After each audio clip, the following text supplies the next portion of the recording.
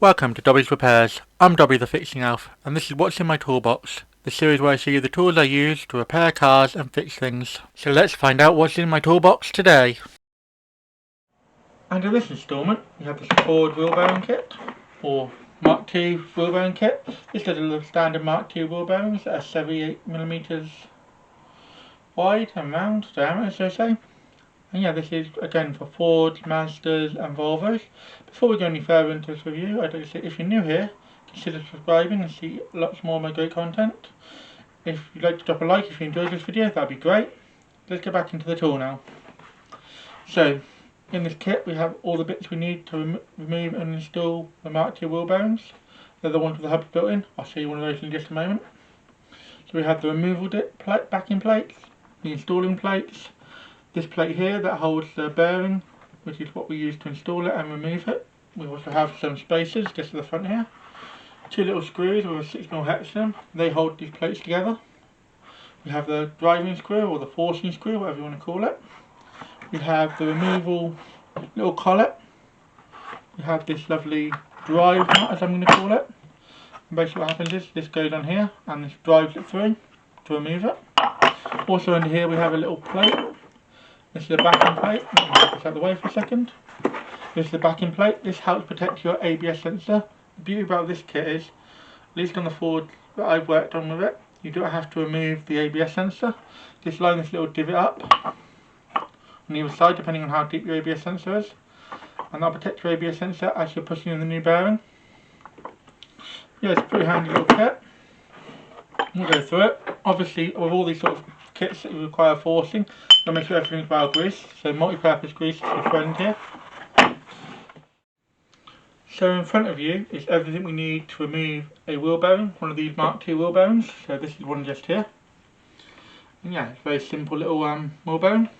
Very easy to work on with this kit. Put it out of the way for just a second. You'll also need a couple of other tools. So you need a 6mm hex. That's for these little bolts here. So that just goes in like that. And that's for tightening these plates together. I'll show you in just a second. You also need a 30mm spanner for holding this drive nut. You also need a 22mm socket, or a socket ideally, for the forcing screw. Now I haven't got 22mm up here, but I don't really need it for this part. But yeah, so let's set this up so you can see how easy this up for moving a wheel bearing. So the first thing we need to do is, if the wheel bearing is on the car, you'd have to clamp these clamshells around it. And the idea is they have these little marks, these little grooves. Just here, let me put this down so I can show you. They have these little slots just here, and they need to go between the studs. So if you slide it down here like that, just lock it down nicely. And then we'll get the other one. It's quite hard to do it with the camera in the way. But yeah, so that'll just slide down like that. And remember, when it's around the on the car, you won't have to hold the weight of the wheel bearing as well. So yeah, and then all you need to do is pop these two 6mm in.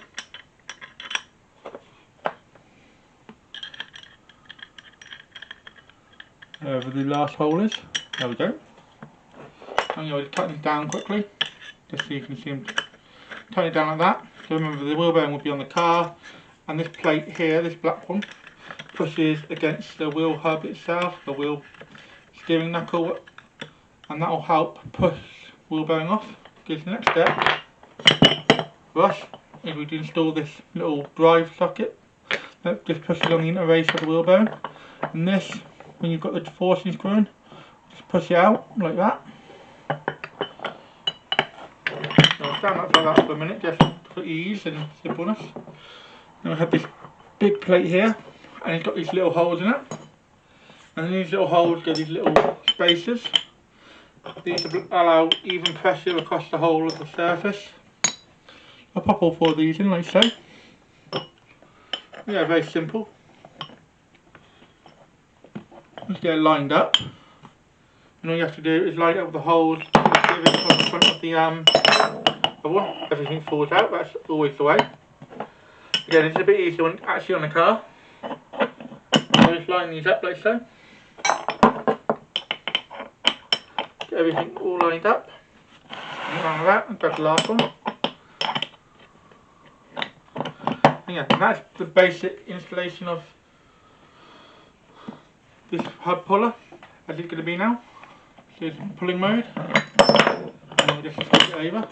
Again, this is a bit easier when the wheel bearing's being held. And for easiness, I'll leave this one out just so you can see what's actually happening. And then you put your forcing screw through here. Again, everything needs to be well greased, so like I said earlier, multi-purpose, all-purpose grease is your friend. Then you pop this on, line it up, like so. Again, this will be a lot more solid when it's actually on a car. And yeah, then all you need to do is put your forcing screw on. And just a quick note of reference, the threads are in this end of it and the bolt end isn't threaded, so make sure you put it around the right way, otherwise you'll have a really difficult time. Yeah, basically you have to do then, you just run this down, like so.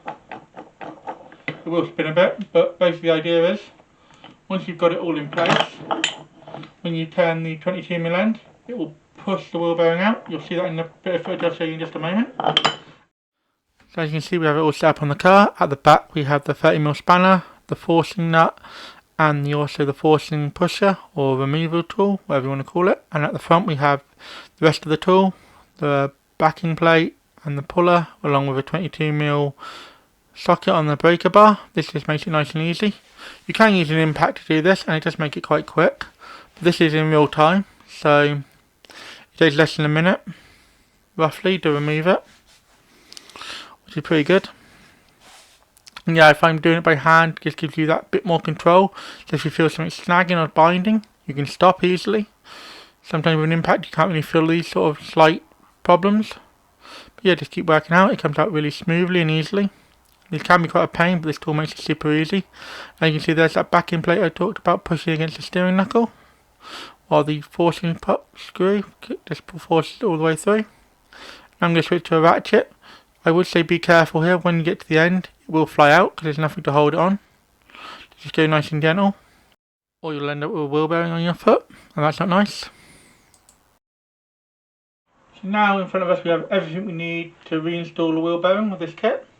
So we've got these silver backing plates. Again, it's got the same grooves as the other one, but we need to line up the studs. This will go on slightly easier. We also have the 4 spacers and the front plate, forcing screw, and we also have this adapter that I showed you earlier that does basically locks into the back of your wheel assembly, your steering knuckle, and protects your ABS sensor. But you put your ABS sensor and line it up with this gap, and then when you tighten it down, it will draw it in. Really quite simple, really quite easy. Let's get this set up anyway. So let's move a few bits out of the way to make it a bit easier. So here comes the wheel bearing again. Like I said, the studs are on here, and the idea is just drop this in like so. Get it lined up with the gaps. The key, get it nice and lined up so it doesn't move and wiggle. As you want, just like that. We've got this one in here, like so. And this is pressing against this outer race of this main bearing, and that'll hold it all nice and secure. So quickly tighten these bolts in. Just give us something to hold on, make this job a little easier for me. You can just put these 2 6mm hex bolts in. You're doing fairly well. I really enjoyed using this kit. I've done quite a few wheel bearings right now, 6 in total, and everyone's gone in really well. So yeah, just tightening down this. I'm thinking about getting one of those little T-handled Allen wrenches, hex bit drivers, whatever you want to call it, just to make life a bit simpler. And again, if you notice on the front of these, you have these little divots there for these spacers. So what we do, we line it up, drop the forcing screw down the side of the desk. We'll grab that in just a second. And so now I've recovered the forcing screw, this line is set again. Again, this is quite simple. Sometimes it's easier to do it this way. Just drop it down. Obviously, when you got it on the car, it's easy to get it set up before you get it on the car. So you just line up all these little studs, get them all in place. So this just helps provide even pressure. And we'll flip this over. And the forcing screw goes in. You will notice on the video I showed you of installing this one, I've got this little removing bushing, whatever you want to call it, pusher. I've got that in this gap here. You don't really need that in there, it's just because I thought it meant to deliver and it wasn't. And then we put our backing plate on, so let me move it over slightly so it's a bit more in shot.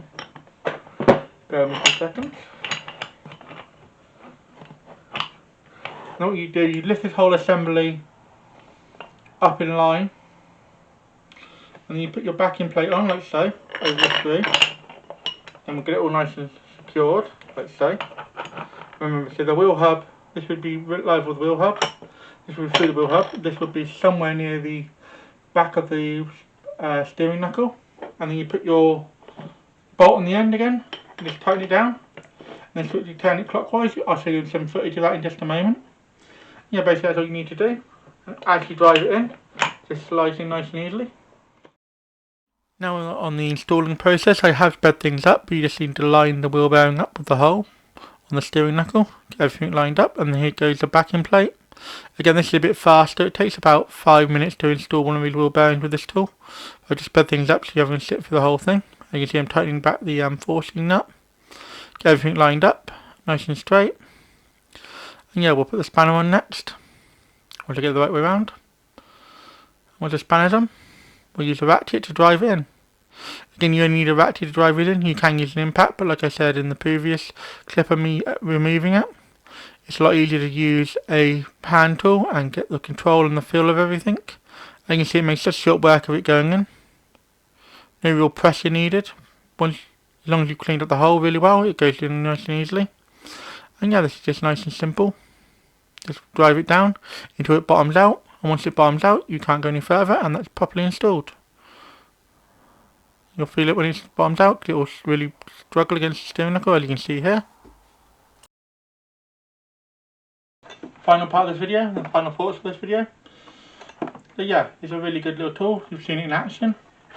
It works really well. Obviously you do need a couple of accessories, as I mentioned earlier. You do need a 22mm for this. Some grease for greasing these threads on the drive force screw, whatever you want to call it. And you also need a 6mm hex for tightening these little bolts down. A bit of grease on these doesn't hurt either.